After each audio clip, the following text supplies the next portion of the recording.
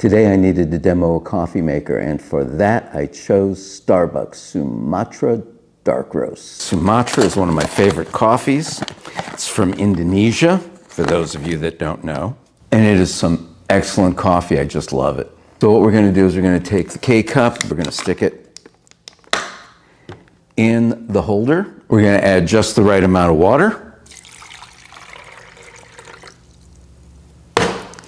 Bring this down, lock it into place, put the cup where it belongs.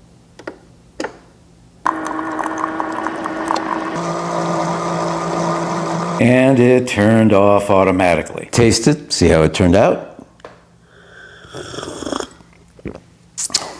Oh, that is very good indeed. Starbucks Sumatra Dark Roast, an excellent cup of coffee.